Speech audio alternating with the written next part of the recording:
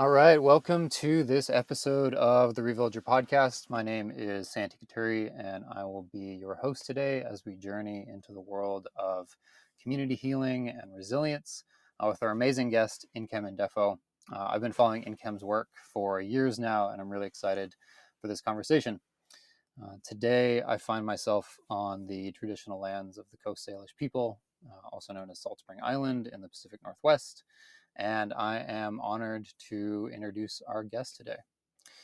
Nkem is the founder of Lumos Transforms and the creator of the Resilience Toolkit. She is a skilled practitioner, dynamic speaker, and valued strategist. She is known for her unique ability to connect with people of all types by holding powerful healing spaces, weaving complex concepts into accessible narratives, and creating synergistic and collaborative learning communities that nourish people's innate capacity for healing, wellness, and connection.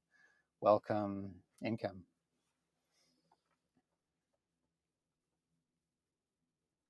Hmm.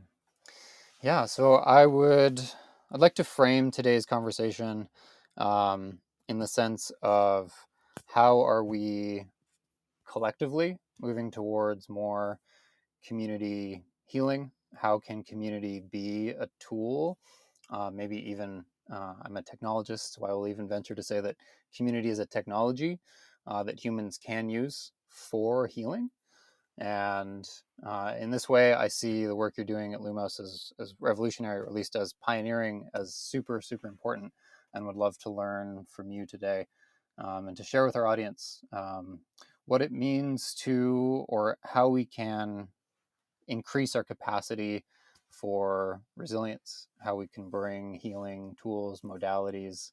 In particular, I love so much of the work I've been sort of picking up on recently around these like small, little, tiny things that people can do to create that space, to create that, just to take a momentary pause and to bring a little bit more resilience into these really hard, uh, the buzzword is triggering moments because we all experience them. And I know that everyone who's on their journey of revillaging, of trying to build community back into their lives, will inevitably run into friction. And so, yeah, I'd love to get started with a kind of a fun question, which is that I've noticed in my own life that when I look backwards, my life is just clear. The path is pretty straightforward. Um, and it makes sense how everything led to everything else. And when I turn around and I look forward, it's often this abyss of uncertainty. Sometimes it's a wall, sometimes it's a meadow. But yeah, I'm really curious to hear what were some of the defining moments. What were some of the major shifts, or just like yeah, the big steps on your journey that bring you here, and the work you're doing today. Mm, I mean, I think it's a series of both big shifts, but also small micro movements, And it is true, looking back, what they say about hindsight being 2020 or maybe 2030, um, is when I look back, I can see that the trajectory is really about helping people reconnect to and come home to themselves and their own authenticity, to relieve suffering and to get free. Like those are the three things. Those are the three things. And so, yeah, I mean, there are some moments that, I remember working in the late 80s on a needle exchange in San Francisco, right? So this is trying to prevent the spread of HIV and Hep B. And, HIV was a very different animal back then in the late 80s. And so it was like we were doing direct action. It was civil disobedience to do this. And then watching folks where we knew we were providing clean needles, we knew we were preventing the spread of, really like HIV was a death sentence at that point. Um, but at the same time, watching people in the throes of addiction, watching them drive their lives off a cliff and feeling like having so little power to help affect any kind of change or support for people other than this, what was we now call harm reduction. We didn't have words for it back then. And so I think that really touched in me a sense of like helplessness and like how do you create change for people? What does that look like? And I had my first child with a nurse midwife, and that was such a powerful experience. And I said, "Oh, that's it." Like birth as crucible, birth as a liminal space where transformation can, big transformation. Like we're more likely to make change in anticipation of a child coming into this world than in any other point in our lives. And so I really gravitated towards working in midwifery. But even in midwifery, seeing the places where providing education, providing incredible support, providing choice, and all of those things, that trauma still would like snatch wellness from folks. And I'm like, this is it. Like, I need to focus on trauma.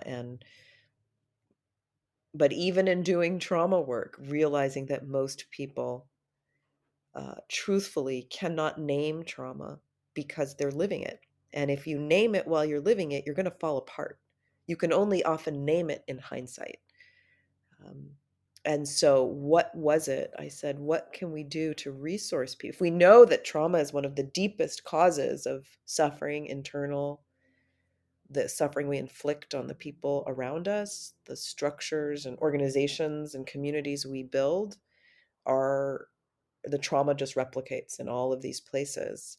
But if people can't name it, they say trauma is something happens to someone else, then what do we need to do to help people and build the resources to be able to name it so that we can address it? Like if you can't tell the truth, like you can't, it's like, I don't know where you're starting in some kind of fiction.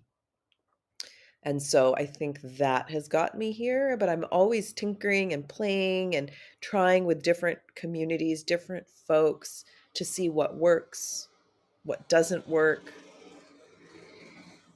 what resonates, um,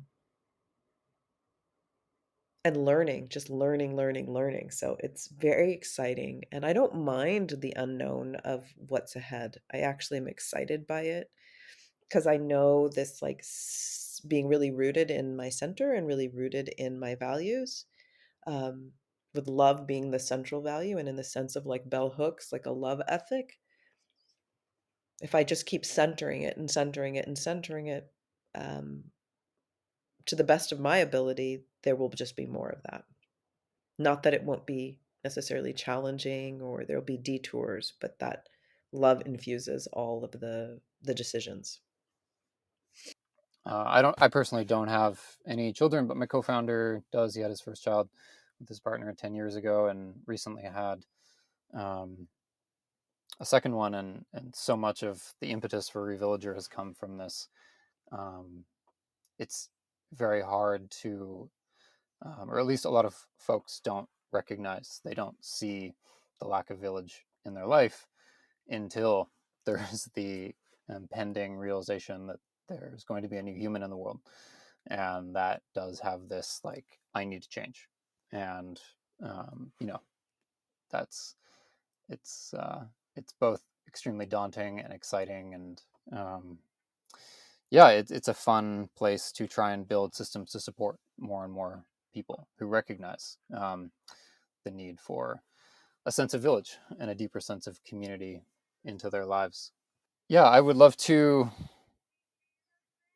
chat about this topic of embodiment. I know it's a word that gets thrown around a lot these days. And with anything that's trending, I find that if you ask 10 people what something means, you'll get 15 different opinions. And so as we bring in the topic of resilience, it feels like we need to anchor that in a, a sense of what it means to embody something. And I first found you and started following you through the Embody Lab, through the Integrative Traumatic Trauma Therapy course. I believe that's what it was called, a couple of years ago. And that was a huge, yeah, I learned so much through that. And so I'm curious, through your lens, how do you see the word embodiment? How do you kind of use it in your work? Well, I mean, I didn't come to embodiment because it's fashionable. Um, I have zero interest in what's fashionable, truthfully. I'm interested in what works. And when you address the way we understand how trauma is a whole body experience. It is not an experience just in our mental state. It is not a cognitive experience. It's a whole body experience. And so to me, embodiment, I mean, even that we have to have this concept at all tells you that we live in this Cartesian split, right? Like, if we were whole, there wouldn't even be a word for embodiment. It would be like, what are you talking about? Like, we're just whole people. So it's bizarre even to think about that we need a word for this, that asking people to return to connection with their bodies and um, what is the wisdom that happens in our bodies. And like, I mean, for years, I would always say, like, do you think there's a different blood flow to your brain and your body? Like, it's just completely different blood? I mean, I know there's a blood-brain barrier, but like, hey, um, so it's just, it's to me, it's a sense of returning to wholeness is what I would say. Um, and I will also say that there's a pendulum swing. So there was such an emphasis on cognitive behavioral therapy, on the mental, in Western, dominant culture, this is the emphasis. And so then when people go, "Oh, embodiment," they just go body, body, body, body, body, and like thoughts are just thrown out. I'm like, can we come to some kind of integrative and looking at the whole and how, in trauma, in many things, and anytime stress or defense happens, the body reacts first, emotions are second, and thoughts are the slowest. But that doesn't mean our emotions and thoughts don't influence the body. So for me, it's, understanding how things work and coming back to whole. That's what I would say for embodiment. And I don't know, like if we're looking at solutions, right? If you're like a solutionary, I'm looking for solutions in some kind. The frame with which you start to look for your solutions is going to shape quite a bit about what your solutions are going to look like that you're going to be testing. And if your frame is from the neck up of the Cartesian split, your solutions are going to be neck up solutions. They're not going to be heart centered. They're not going to include the whole person. But in the same thing, if you're neck down and only body based, you're going to forget some other pieces. And so, as we build and vision what we would like a future to look like, coming from a whole person, whole body experience, I think means that our solutions make space for our full humanity. One of the goals, one of the visions of Revillager is that sort of our current systems reinforce trauma. They keep us disconnected from each other. They keep us disconnected from ourselves. They keep us kind of stuck in this rat race. And one of the bigger, broader goals of Revillager, and one of this big question that I sit with is it possible to live in a world without trauma? Is it has there ever been a time where as humans we weren't either inflicting trauma on ourselves, on each other, or having it inflicted on us? If you could paint a picture of a future world in which trauma was maybe minimized, um, yeah, what would that world look like? How would we be living? Yeah, I mean, I don't think that it's possible to have no trauma. I mean, what we're looking at is systems, interlocking systems that perpetuate and almost like the trauma is supersized. Like, capitalism, especially late stage capitalism, is always about bigger and more. So I think the trauma is bigger and more, and it's more organized, it's more all encompassing.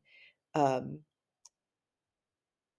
you could always fall down and break your leg, right? Like that's always been there. No one needed to push you. Um,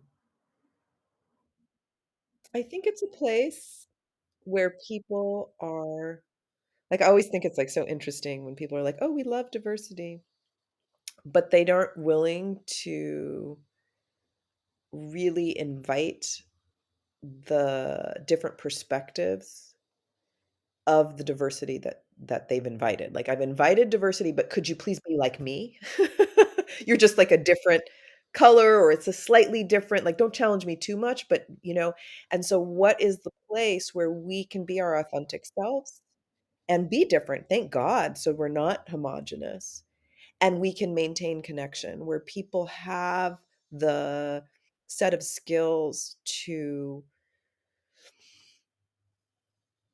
forge relational bonds that are fluid and durable and can withstand the normal rupture and repair of being human together. A place where there's spaciousness, where play and rest are encouraged. True curiosity is rewarded with, like, you know, innovative, um, like, we're not, less afraid of the unknown. um, where there is a sense of we-ness. I really like, the South African concept of Ubuntu, that, I am because you are, and that our humanity is, we can see our humanity and how it's tied together. I mean, I think that's the world that I'm interested in. Um, and how to practice, right? Like, how do we do prefigurative politics? Intentional communities are a little bit of prefigurative politics, is what you're doing, is you're practicing. What would be if we did it now? If we tried now to live as if. And so that's, you're in that exercise now. Um, and there's, the balance between living as if, and then what do we need to interrogate? What needs to be deconstructed? Because it's not like we can wave a magic wand and say, immediately, I'm living as if." The culture is in our bones, it's in our gene expression, it's so much, and so there does need to be some interrogation and some pulling apart, and also the visioning and living as if. It's like it's that tension. Be the change, make the change, be the change, make the change. In particular, I'm sort of curious about the word resilience, and because it is, as I've heard you speak of, it is sort of a tricky term because it can be sometimes used against people.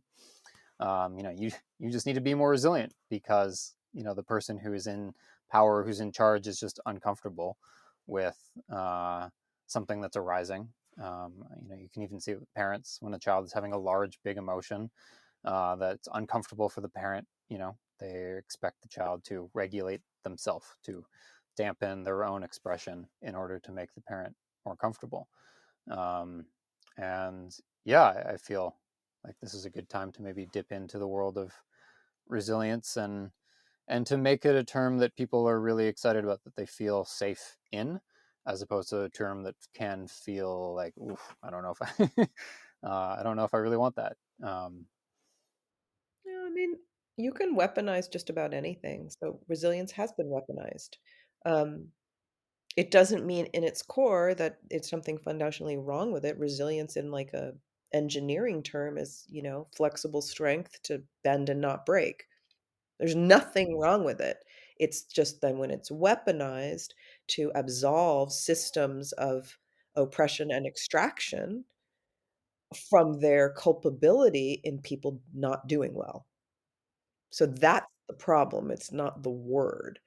And so when we're clear about it, the way we define it at Lumos, we call it alchemical resilience. And so what we're saying here is it is flexible strength and increased capacity to overcome adversity, right? Yeah, to heal, and to change the systems of adversity, inequity, oppression into places where we can thrive. So it's, what are you doing with that extra bandwidth? What are you doing with that extra flexible strength? And I mean, I find, like, in terms of, your first question about the core skills that folks who are doing intentional community is self-awareness, and I think other awareness. It's not just self-awareness, but awareness of others and awareness of systems. I think there is a tendency to individualize that is born out of when we are stress activated, we become inherently self-focused. The more, if you're just a little stress activated, it's just you go from all of humanity to just the people like me. And as that stress rises, that becomes your a narrower and narrower until it's really just me.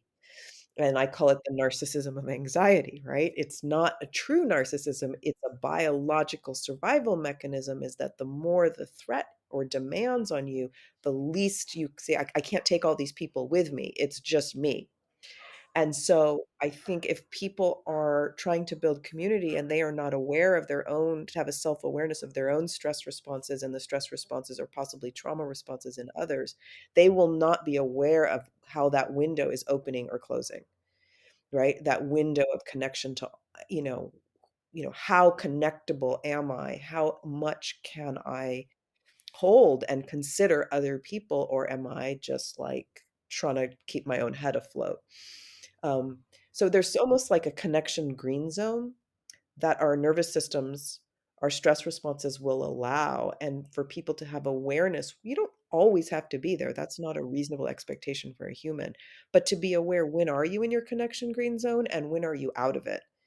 And if there's a good reason for you to be out of it because you are truly unsafe, like fine. But if not, in the moment, what tools do you need to do to get back in that connection green zone so that you can really see what's happening around you and connect to people? And there's a creativity and a softness and a flexibility, because the higher that stress rises, there's a rigidity. Right? It's gotta be a certain way, it's gotta be even my way, or it becomes binary, it's this or it's this, and if we don't realize that part of that is the function of what our bodies are doing in terms of the physiological stress response, we really just aren't great team members, we're not great community members. Now and then we're all gonna go into those states, but if you live in one of those states, it's gonna be difficult to build enduring relationships because of the rigidity, because of the self focus. Um, so I think that those pieces are really critical for um, any relational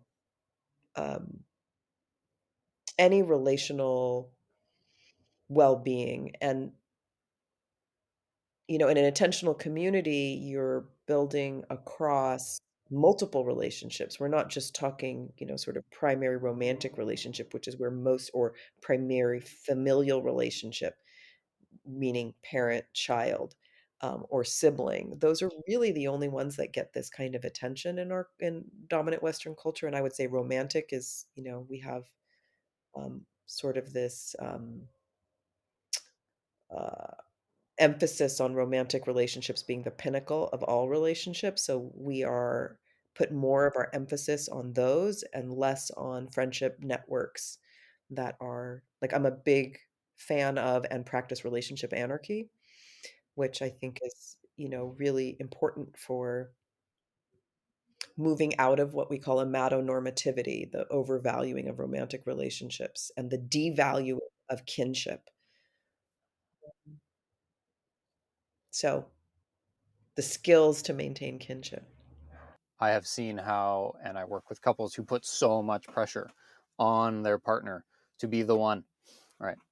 To complete them, to be everything for them, and that is also part of our current cultural dominant narrative, right? It's the nuclear family, get a big wooden box with a little white fence and own all the things, and that is what you are supposed to do.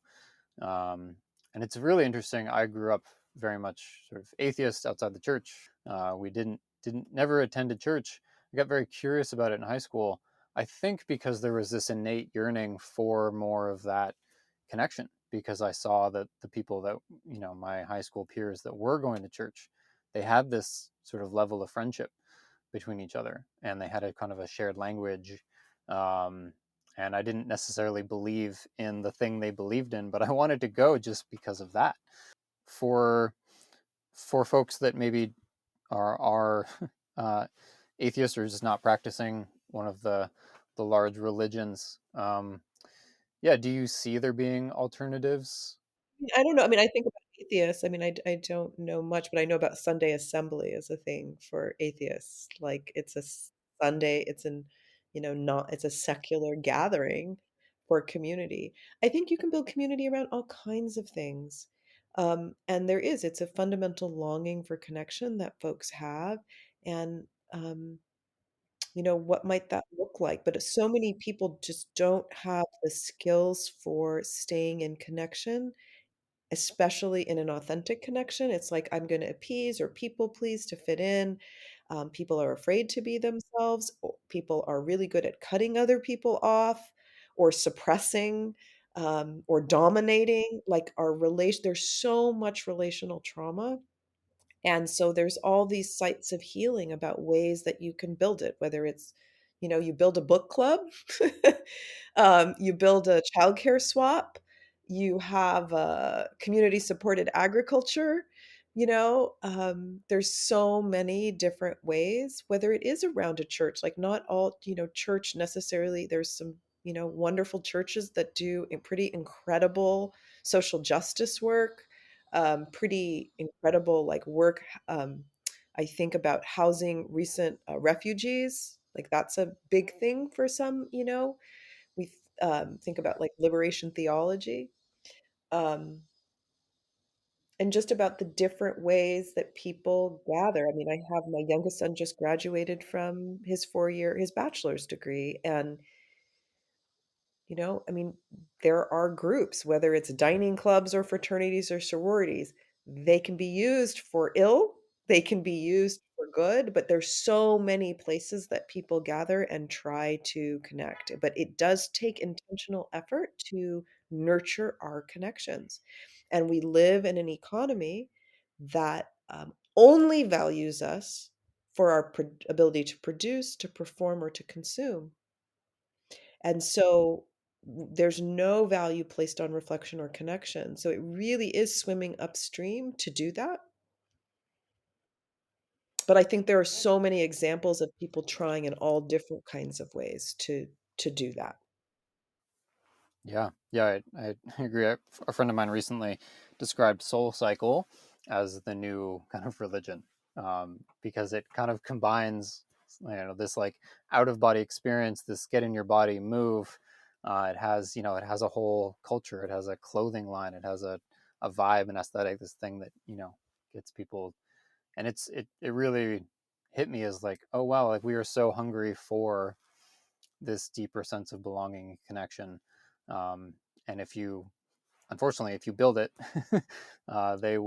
people will gravitate towards it. And if it isn't built intentionally, if you're building these and you don't even maybe realize what you're building, um, then yeah, it can have a lot of sideways and negative effects. I'm curious for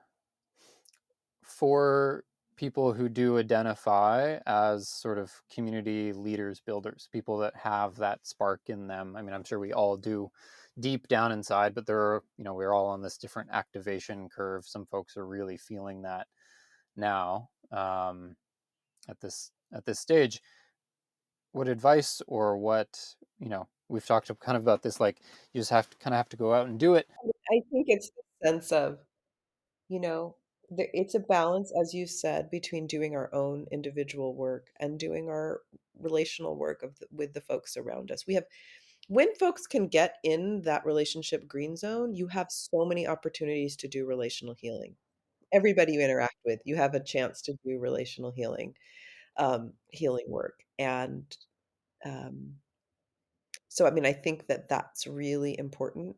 I think staying curious and in a sense of um, like really curious. Sometimes people say they're curious, myself included, and really what I want to do is I want to understand something so I can either control it or feel safe. That is not actually curiosity.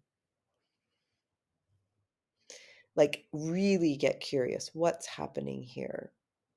What might we be doing? What might be working? What might not? Because when we come into that kind of curiosity, we come out of judgment. And there's so much learning to be had. And so it's like taking a real learning stance. Um, that we are learning about ourselves and each other in the building of community, which allows us also to be embrace mistakes. It was so funny. I was at a summit and a scientist was presenting, and he said about a certain project that he was doing. He goes, "We had so many learning opportunities on that project," meaning mistakes. And I loved that that attitude is like, now I call, "Oh, that was a learning opportunity. It's great." Right? But how do we embrace these and, fail, fail well? Like, what's the learning here? And I think, like, how I got here was, like, some beautiful mistakes and learning like, "Huh, that didn't work. Huh."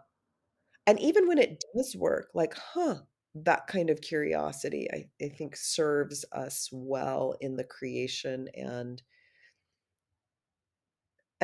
and sometimes when things work well, we forget to ask, "What was it that made it work well?" So that we can replicate it, so we can grow it, so we can celebrate it. It's not just what didn't work, and so I think that that learning stance is very useful for anyone who's doing visioning work to bring it into manifestation, to bring it into solidity. Feels like they're probably the same, but I'm curious if maybe there's a difference there between how does one recognize when they're in the green state? What are signs that someone might be able to clue into, like, oh, hey, I'm not right now. I need to kind of narrow my band. I need to self resource. What are, I guess the first step is how do you recognize, or how would a community visionary or someone who's out there trying to extend and build new relationships, how can they tell when they're in their green zone versus when they're not? So the qualities of being settled, right, in that green zone, you're gonna have a sense of spaciousness, meaning that there's plenty of time. There's a sense of I have time. There's space, sense of physical spaciousness in our bodies, mental spaciousness, like so you can sort of connect to big picture, long range view. So that's the quality of spaciousness. There's a quality of ease. Right? There's a quality of flexibility, and all of these are physical, emotional, mental, and relational. So, like, ease would be you're not like, "Oh, am I giving enough eye contact? Am I looking him in the eyes?" It's just like easy eye contact, right? It's easy, your body is open, there's a sense of openness in that spaciousness, your body is open as you're talking to somebody. You're not noticing your arms crossed or kind of turning away. There's a sense of, this will be there, that sense of openness. Curiosity absolutely will be there in that again, that real open, like, what might be here. Um, the physical signs of muscles being relaxed and your heart rate being, nice and mellow and your breathing being just like a easy, again, ease, an easy flow. There's a sense you can feel your body, there's a sense of connection. So if like you can't feel your feet, like a real quick test is when we're stressed, our energy tends to come up to the upper part of our bodies and forward. So we'll feel our faces and maybe the front of our chests, but we can't feel our back body. And we certainly can't feel the back body below the waist. So if you can feel like the back of your thighs, whatever you're touching, you can feel your calves, the back of your calves. It's a good sign like, okay, I'm more in my body and I'm more settled, right? I'm not like leaning forward and ready to jump. Again, flexibility, right? Am I flex? If I notice for myself, if I notice that there's more rigidity, more binary. I notice I'm more bossy and controlling. I'm impatient. These are signs that I've come out of that green zone. And so, of course, when I connect to somebody, it's not going to be great if I'm like, hurry, hurry, hurry, what, get to the point. Um, I mean, physiologically, our hearing retunes to the range of the human voice when we're settled. As we come out of that connection green zone, our hearing actually tunes away from the range of the human voice, and we don't even hear each other that well. So, just on a physiologic basis, to be in that green zone, if you want to actually hear somebody, let alone active listening. So, I think those are some good ways to, you know, if you're kind of glass half, if you notice the first thing you do is to judge or to criticize, the first thing is the glass is half empty, it's not probably in a great green zone.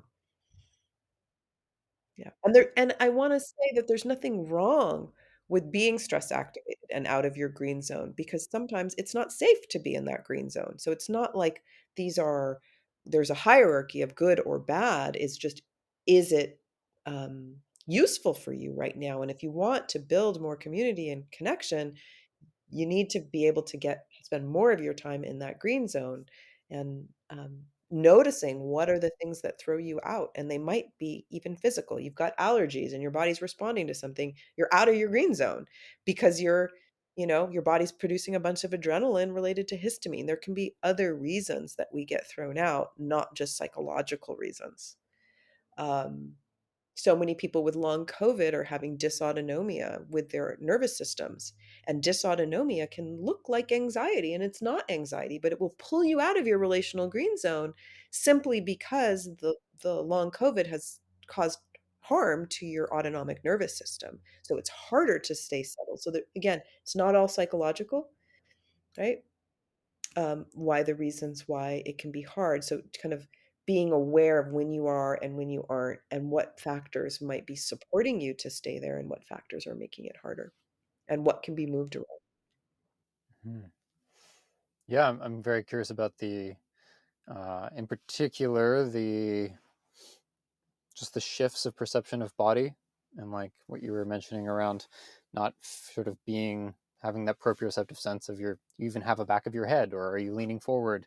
I'm curious, is that related to like Stephen Porges' work, or is that what is the I mean, to me, I think of dorsal, ventral, and these are kind of concepts I learned um, in back in the ISTT course. But I'm curious, what's underlying that? Is that um, yeah, is that a normal stress response? Are there phases? Like what happens in yellow versus red, maybe um, along that same axis of is that called leaving your body, or what?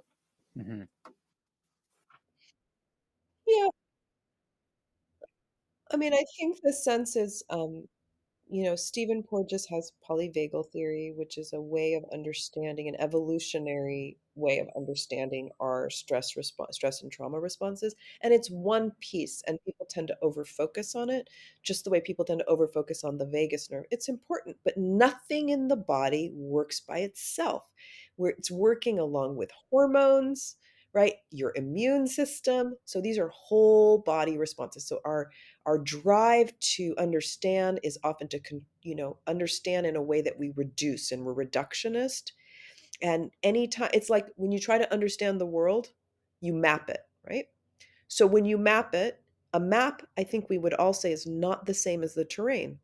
If I have a map of wherever I am, it helps me navigate, but I'm not going to confuse with what it actually looks like out in the world. And so, this way of understanding the nervous system, we are providing maps and models, but they are not completely accurate representations because they tend to distort. All maps will distort. Um, and so, there are all kinds of changes that work to produce us as we move into a stress or trauma response, from a cascade of hormones, hormonal changes. It's so interesting, some recent research shows that even our bones contribute hormones to the stress response. Our bones, right? So sometimes as scientists we don't even know the questions to ask because we're asking them from this one frame. And then when you ask the question, you get an answer that may change your frame. Now you ask new questions from that frame, right? And so, as one of the things is connection and disconnection. As we become increasingly stressed and move into trauma, the our connection to ourselves decreases because it's about performing or protecting. It's not about feeling. And so we are going to feel less in a gradation, and it's physiologic. There's different hormones that are produced that cause numbing until we really are completely disconnected from ourselves.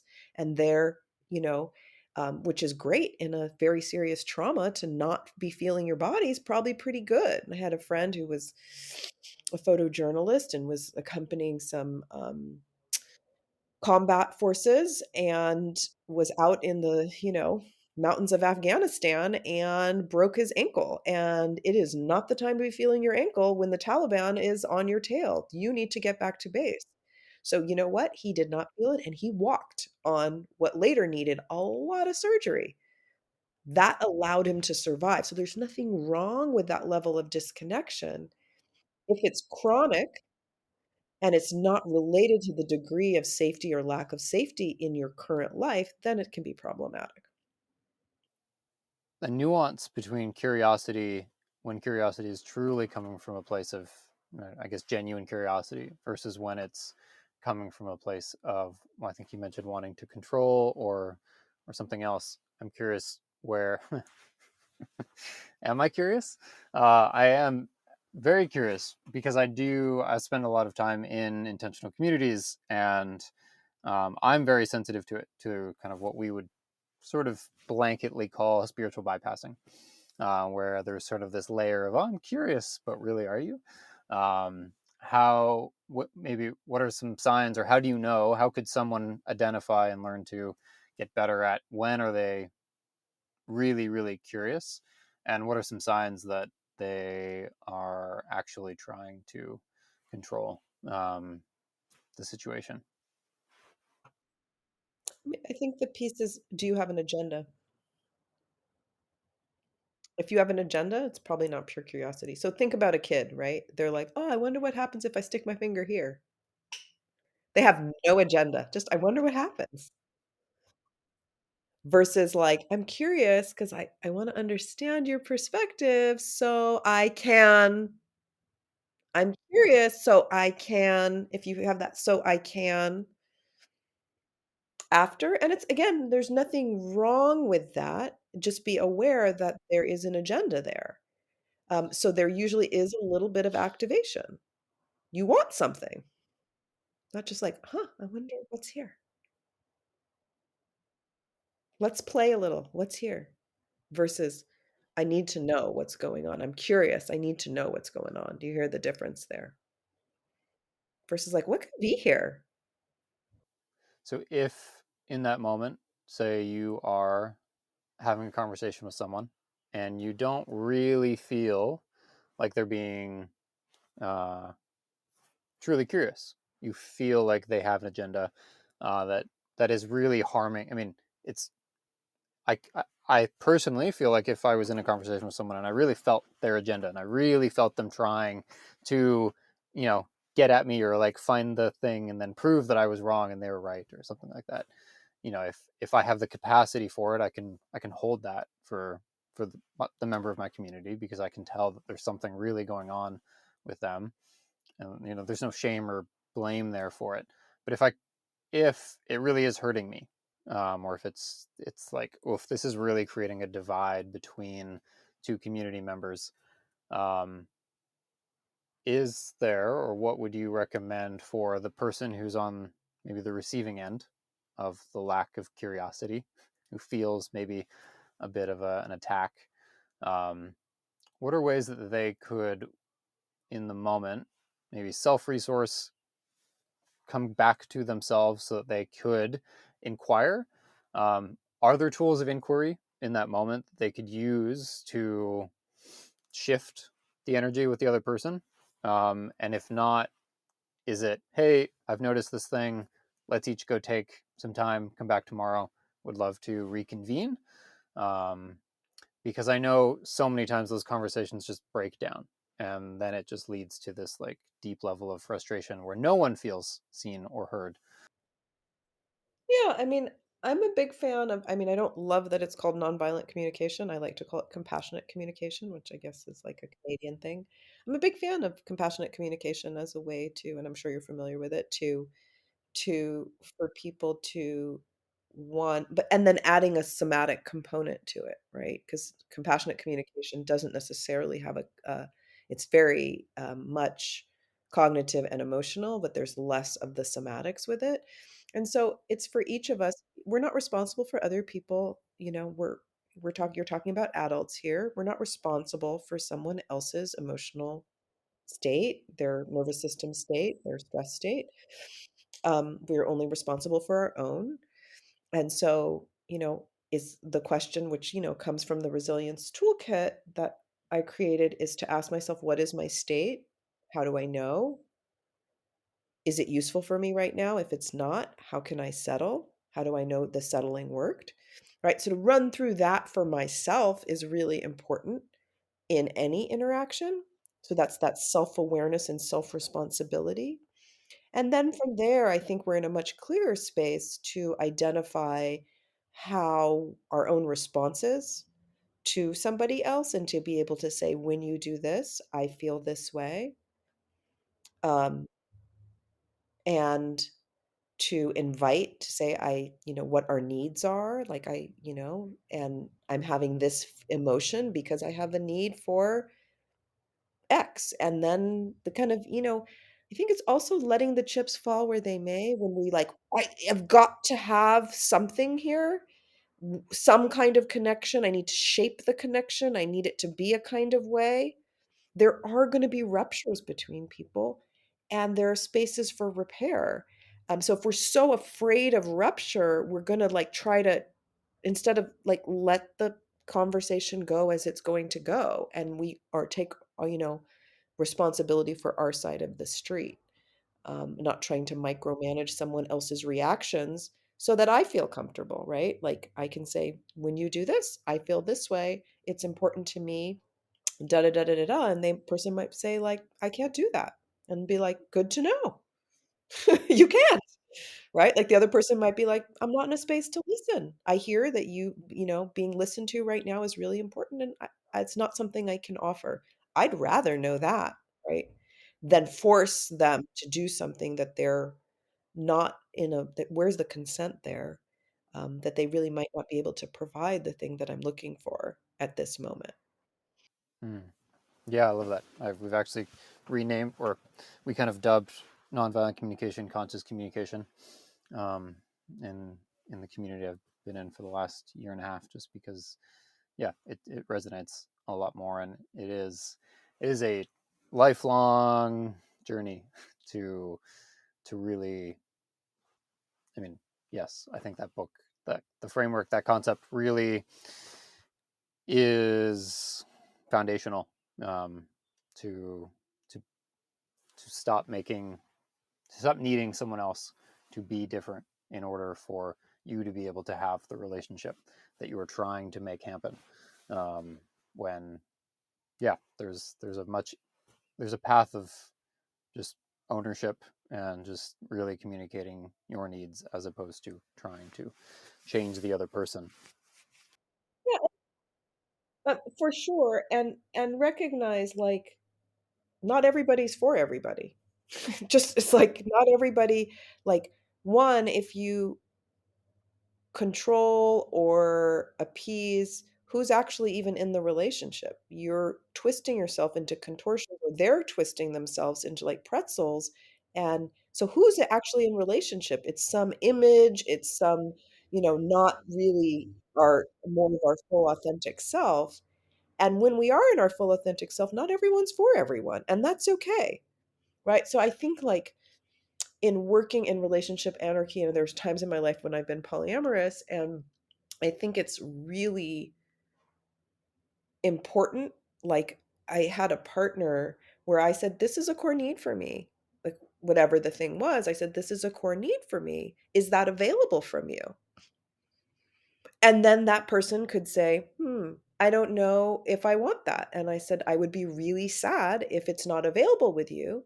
And our connection is so valuable that we can reshape our connection in a way that is mutually satisfying, which is the core of one of the cores of relationship anarchy. Is I'm not going to throw this whole relationship, this baby, out with the bathwater, that there can be something really valuable here, that we can stay in connection and we can reform, reshape the relationship. Like, one of someone I dated for a little while, and he said something so beautifully. He said, love can be shaped so many ways between people, right?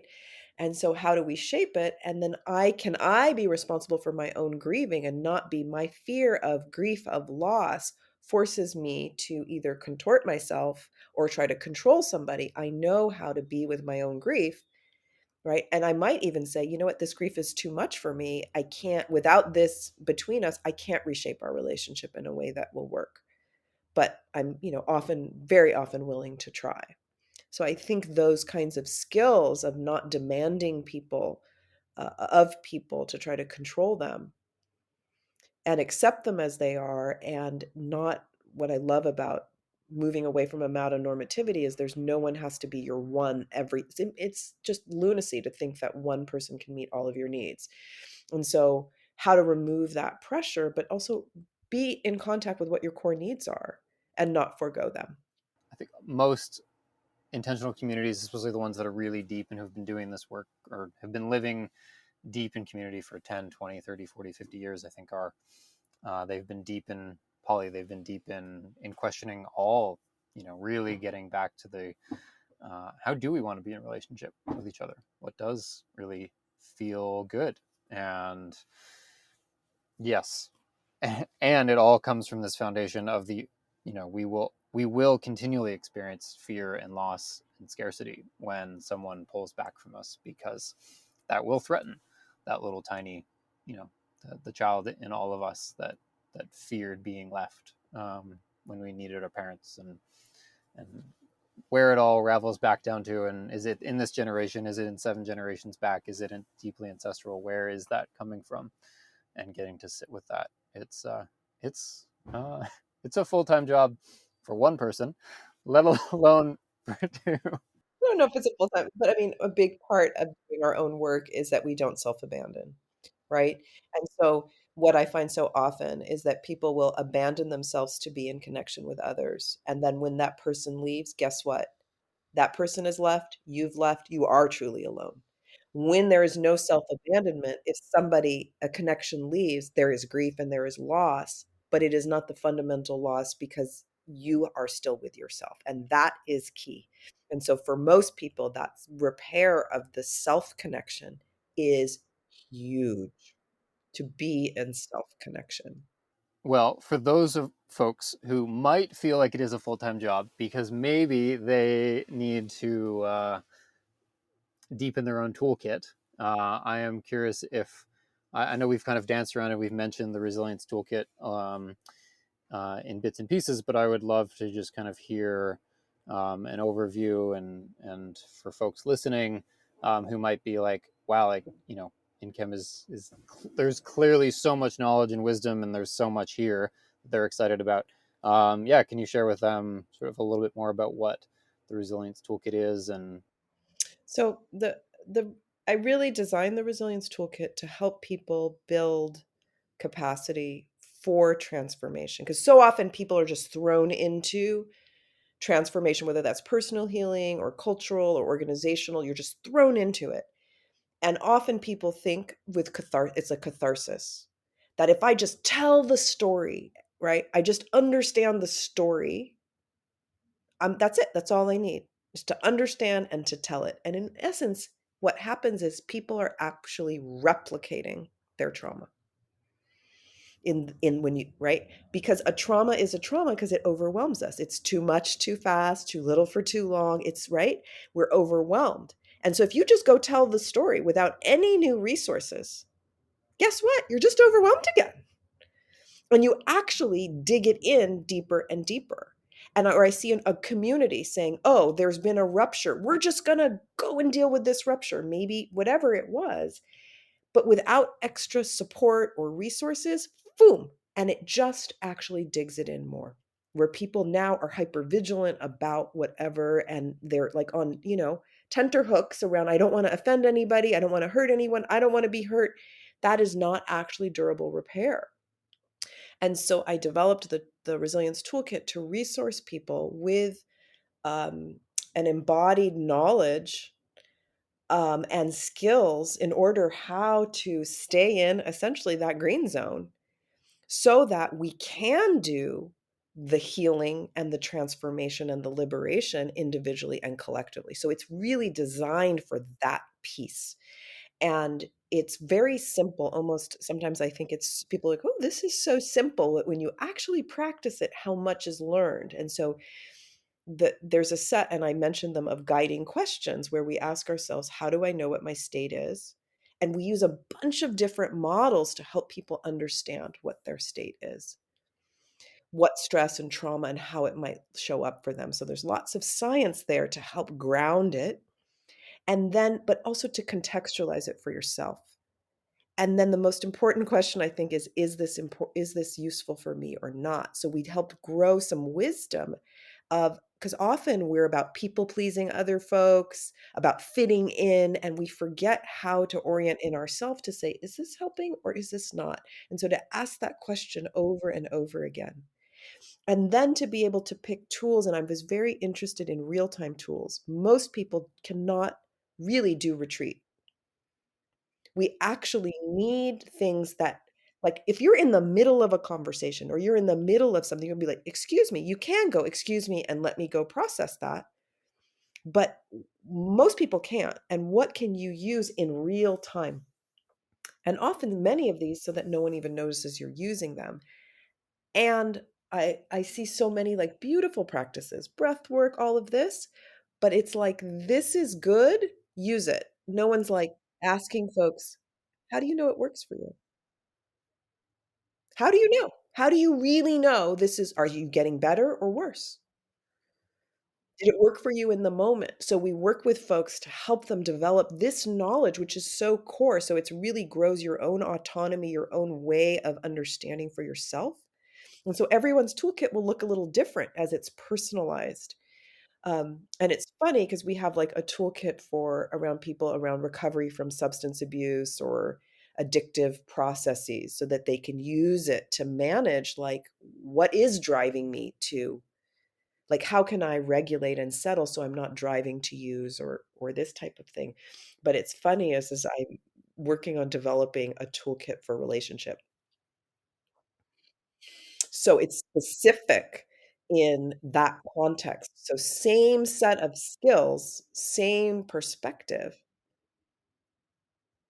So it's the framework and the tools. It's not just the tools. And one of the tools we use is a therapeutic tremor, which is a little bit more of an unusual one. That one you cannot necessarily use in real time, but it's super quick. It's how all mammals have a built-in reflex to vibrate to reset stress and trauma. And so we actually teach folks how to turn that on and use it in short bursts, 30 seconds or so, a minute, to reset your stress cycle, to like reset the trauma cycle. Boom. And then you can come back in. So if you do need to step away from a conflict, doing something like that, and you really are settled when you come back. It's like, wow, because it's a reflex, a mammalian reflex. But I just curious about developing, a relationship course where it's specific using those in relationship, but also adding some of the pieces around, um, needs and emotions and, in that perspective. So I'm excited. Probably fall, a little bit in the fall. Okay, I love it. I'm excited. I will be there. Um, yeah, I nerd out on all of the relationship tools. It's fascinating, and incredibly useful. It has changed every relationship I have, including the one with this guy. I love that. And a little IFS, like, I'm actually in the internal family system training right now, and so I'm really curious about the intersection of the toolkit with IFS, because in internal family systems, it is the connection with self, that the parts are connected with self, and that's what's regulating, or connected with the therapist, and I'm, as opposed to using regulating tools, and I think that there's a bridge that some people need to have enough regulation to be able to even really access their self that is in connection with the various different parts. So I'm really curious about playing with that as well. It'll be part of it. Ooh, exciting! Um, Amazing. Well, yeah, I can't. Yeah, I look forward to hearing from all of the community leaders on our platform, all the people that are out building Village, who are, I hope a lot of them sign up for the Resilience Toolkit. I hope that that supports them in the, the Revillager platform is a tool that they can use. I hope that the Resilience Toolkit is something that they can learn. It's so exciting.